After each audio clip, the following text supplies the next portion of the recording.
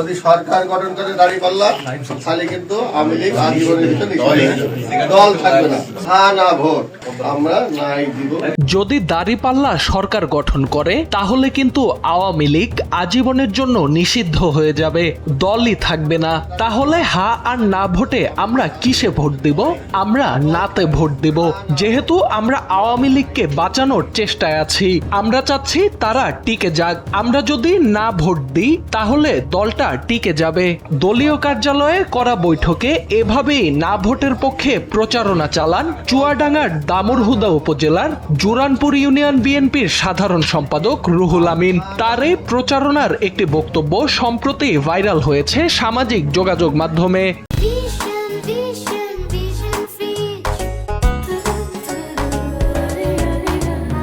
আসন্ন নির্বাচনে জামায়াতে ইসলামী বিজয়ী হলে আওয়ামী লীগের অস্তিত্ব থাকবে না, এমন আশঙ্কার কথা তুলে ধরে নিজ বক্তব্যে তিনি বলেন, না ভোট বিজয়ী হলে আওয়ামী লীগ টিকে যাবে, আর আমরা চাই দলটি টিকে থাকুক।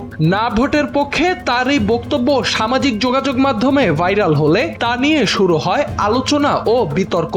উল্লেখ্য, সম্প্রতি চুয়াডাঙ্গা 2 আসনে বিএনপি মনোনীত প্রার্থী মাহমুদ হাসান বাবু এলাকায় হা ভোটের পক্ষে প্রচারণা চালিয়েছেন। আমরা হায়ের পক্ষে বলবো, আমাদের দলের সিদ্ধান্ত, এবং আমি যতদূর জানি যদি সরকার গঠন করে দাঁড়িপাল্লা তাহলে কিন্তু আওয়ামী লীগ আজীবনের ভিতরে দল থাকবে না। হ্যাঁ না ভোট আমরা নাই দিব।